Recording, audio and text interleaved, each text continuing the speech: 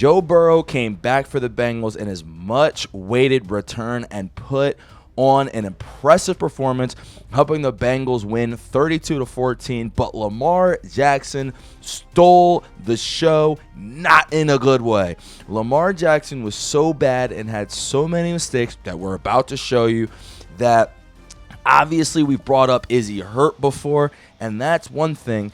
But now I have to actually entertain the question, is Lamar Jackson washed? All right, so fun fact, Lamar Jackson is tied for 4th in the NFL with 3 fumbles lost. Not great considering that he's only played 9 games throughout this season. Remember, he missed a couple with injury. Now, there's a lot of people tied for 4th, but still, he is up there. Score and situation, the Ravens are up 7-3. This is 3rd and 9, and there's 3 minutes and 36 seconds left in the first quarter. So still early, defense holding the field goals. And right now, this is pretty expected. This is pretty par for the course. We know the Bengals have one of the worst, if not the worst defense in the league, being 31st or worse in points, rushing, passing, pretty much anything you can mention. So expected stuff. So on this play, not going to lie, a lot going on. There's something you don't see on this right side of the screen, but I'll point it to you here. Basically, there's a slot corner, and he's going to come back and drop into the zone. These guys, they act like they're blitzing, but they're actually going to fall back in coverage. And what that does is, like the protection, these guys are a little confused. They don't know who to block. You think you're going to block this guy, and these guys just trying to pick it up. But then you don't really know to pick up. And then on this side of the screen, what you're actually going to see is a little stunt here. So this guy goes in, and 58 goes out, and 58 is actually the one you want to key in on this. But that's just a lot going on this play as we kind of run it. As you see, like, that's just a lot of confusion. Remember, it's a 3rd and 9, so they are trying to make a play. Boom. But this is where Lamar, like, this can't happen, right? Like, okay, so there's nothing there. And by the way, I know you guys can't see it, but there was nothing open down the field. Take my word for it. But yeah, no receivers open because these guys have dropped back and now they're in coverage. But what happens here is you're going to see 58, Joseph Osai. He's going to kind of get here. And normally we see Lamar be able to outrun this guy, but instead, boom. And I mean, my goodness, like that fumble, that can't happen. Like fumbling the ball right there, 52 Cedric Johnson, scooping it. That's a great play from Osai, right, to catch Lamar. I mean, we saw Lamar run a little bit in this game, but yeah, as we look at this again, like you're going to see this guy come from the outside, Lamar try to run away, and what you just can't get a fumble here, right? Like Lamar's got to be better than this. That ball can't be knocked out. I'm gonna draw a different little arrow over here so you guys can actually see the point of impact. But that is just an awful play. Literally can't happen. Boom, poked it out. Cedric Johnson picking it up. Somehow the Ravens actually keep them off the board and hold them to a field goal after this. But Lamar, that is a terrible turnover on the own 5-yard line on 3rd and 9. Just throw the ball away. That can't happen. Fun fact, as bad as the Bengals defense has been in letting up points so far this season, they have been opportunistic. They are actually 11th. They have forced the 11th most turnovers in the NFL, which is kind of crazy considering how we kind of view this defense. Score and situation, the Ravens still up 7-6. This is a 2nd and 9. They're driving down the field with the lead, and there's 8 minutes and 32 seconds left on the clock, and I'm still, you know what I mean, kind of like Ravens says, I'm vibing. Yeah, Lamar had a terrible turnover, but they're starting to move the ball on this team like we expected them to. All right, so here you go. What you're going to see on this play is Isaiah Likely. He's coming from outside of the screen, but he's just running a little drag route here, right? And as he runs this, what you're going to see as well, I think Lamar does a great job of stepping up into the pocket, looking for that angle, and being able to find Likely on that route. Boom, beautiful, great catch. Let's look at that catch again. That ball was, I mean, a lot going on. He's running up in the pocket, a little behind him, but he caught it. Impressive. You see him stumbling right there, running off trying to get a touchdown, but then right there, point of impact, 22, fighting hard. And this is Jordan Battle, who actually led them in tackles in this game, tracking down the effort from everyone shown. I mean, I know that the defense, we don't think they're great, but they still haven't quit, haven't given up as they're tracking him down. And this is Jalen Davis. And these two guys converge and just make an unbelievable play, forcing a huge fumble. Right, as we look at that again, I mean, Isaiah Likely, you can't let go of that ball. And shout out to Geno Stone, too, for being able to kind of cut him off right here. And that's huge, just making him expose the football just a little bit. And like we said, once it's out there, Jordan Battle right here and Jalen Davis just with that great effort. Both of them, I think, had an impact on this one. And they forced the fumble. It goes out of bounds in the back of the end zone. The Bengals end up with the ball, allowing no points after that huge play from the Ravens, and just another gut punch for this Ravens offense. And this is what we call a fun fact that cannot be fun for Ravens fans, but it led to this video. The last 4 games, Lamar has 1 touchdown total, running or passing, with 5 turnovers. Yikes. He's been very bad over this recent stretch. I mean, they've played the Jets. They played not really good teams. So for him to be struggling, not looking great. Scoring situation, the Bengals are up at this point 9-7. They just continue to kick field goals. And it's 1st and 10, and there are 36 seconds remaining in the end of the first half or the second quarter. All right, so what you're going to see right here is you're going to see Mark Andrews at the top. He's just going to run like a little out-breaking route that actually draws up this corner. And then you're going to get this kind of in route behind it. It's vacant. And I got to be honest with you guys, it's a wide open throw when you really see it. Like, it doesn't really get much more open than this. And when you look, Lamar, clean-ish pocket. Like, there's no real pressure. Don't know really what he's looking at. We'll show you the other angle. But the outcome, not what you want. When you see just how wide open that guy actually was on that play. Because now, as we see what's happening with Lamar over here, you see that little motion over there. But as you see what's happening with Lamar over here, look, there's still a clean pocket. And remember, he's trying to look, right? He's trying to look up here. First off, because there's a couple things. This guy's open, but it's 36 seconds, so I get you not wanting to throw that. But then this whole area, this is a clean.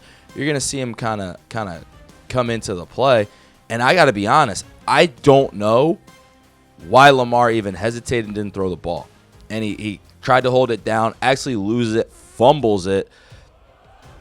Crazy enough, and yeah, when you look at what Lamar actually does here, I mean, this is just yikes.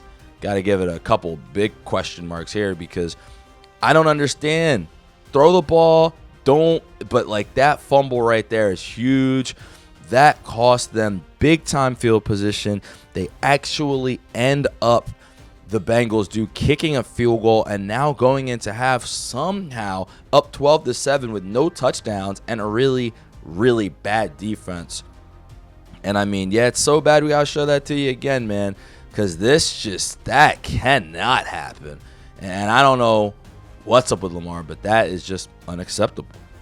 Sidebar, I mean, Lamar Jackson right now has been super duper struggling. And we have a question like, is it his injury? I mean, he had 4 touchdowns and 0 picks against the Dolphins. Sure, he looked a little slower, but I mean, he was very accurate. I have a theory.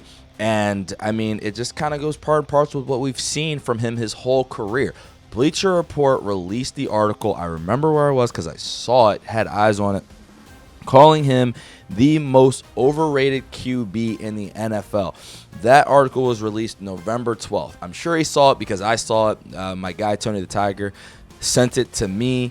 And since that game, he's played the Browns, the Jets, and the Bengals. Now, the Browns have a good defense, but the Jets and the Bengals are awful. And in those games, he's completed 52%, 56%, 53% of his passes.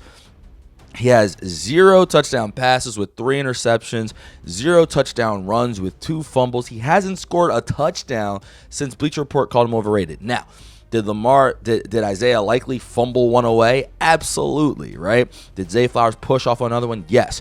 But we've seen from Lamar that you can get in his head. And I mean, if this is all it takes is one little article, because these teams, like, okay, the Browns, except 2 interceptions, awful. He was getting pressured all game, but still, you don't really want to see that. The Jets and the Bengals, bro, that can't happen. Lamar needs to get out of this funk fast. I mean, luckily, maybe unluckily, depending on as a Ravens fan what you want to happen. If you want to miss the playoffs and you want Harbaugh to get fired, sure, maybe this is kind of for the best.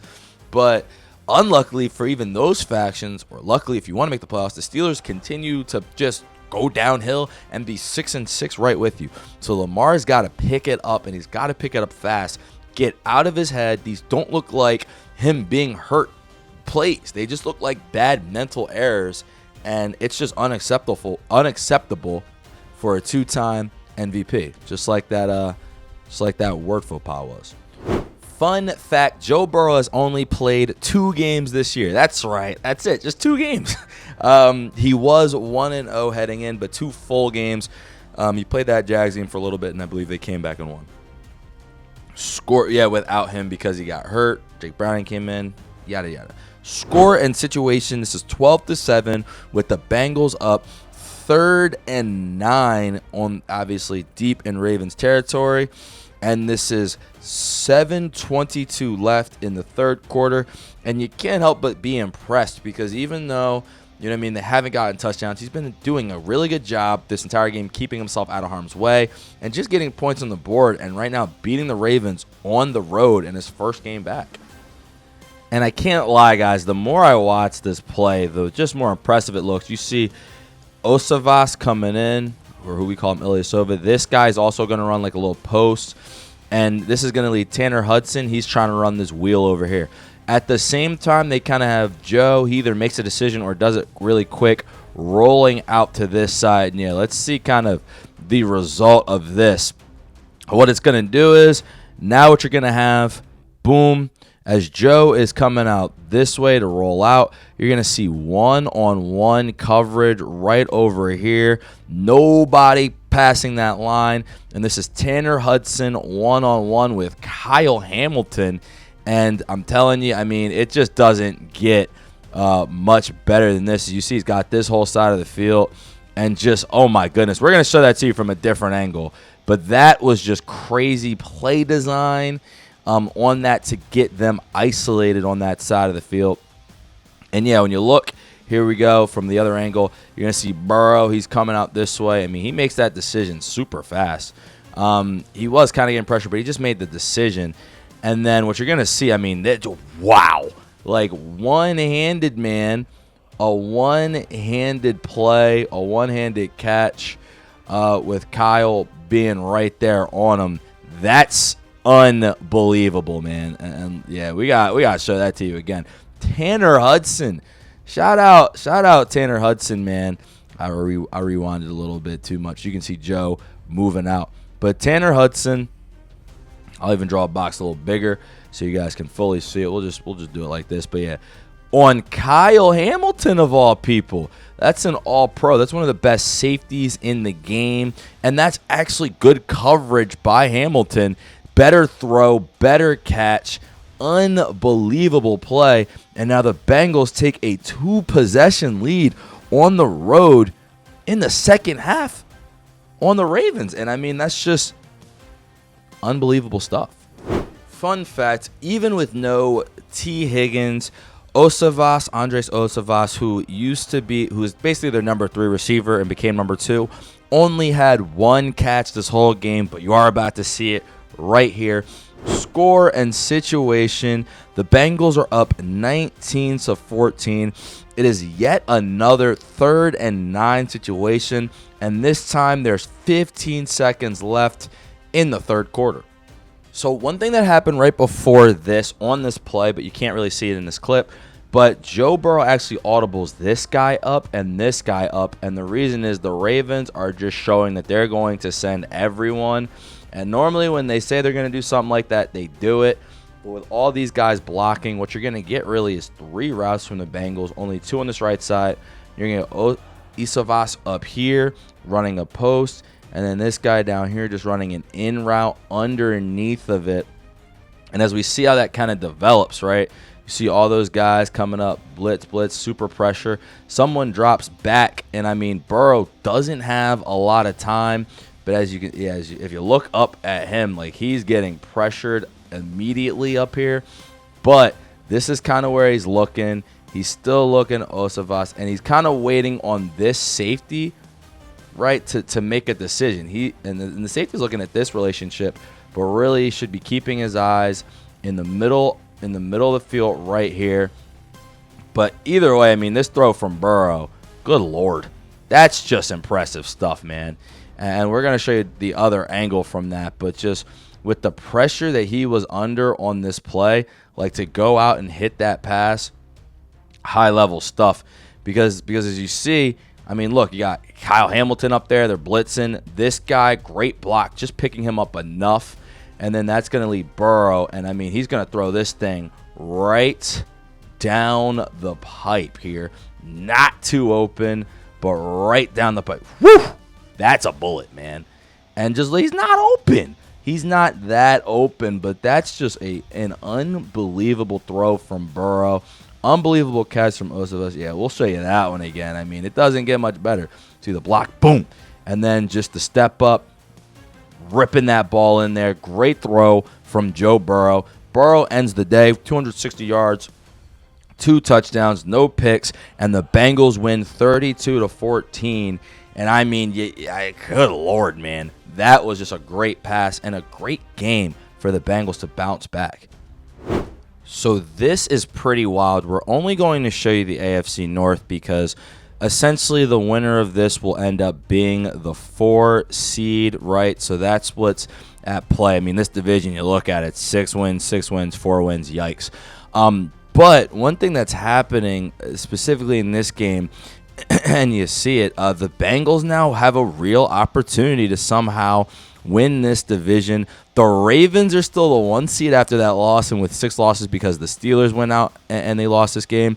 An important note here, if you look at this divisional schedule, what's happening, or divisional rankings, what's happening is the Ravens and the Steelers essentially play each other twice. So if they split and they end up with 2, the Bengals kind of sort of have a shot here to control their destiny and actually win this division, and probably. And when we look at the Bengals schedule, yes, it's really all going to come down to this game versus Josh Allen, week 14, maybe. I mean, the way that the Ravens and Steelers are playing, who knows? But if you can get that game, and then obviously that Steelers game is huge. Look at this. Miami, Arizona, Cleveland. Oh, my God. With Joe Burrow? Are you serious?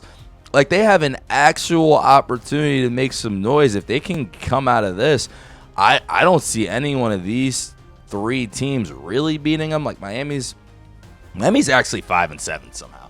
But, I mean, Arizona just looks bad. Cleveland, they're just a mess, man. They're just all over the place.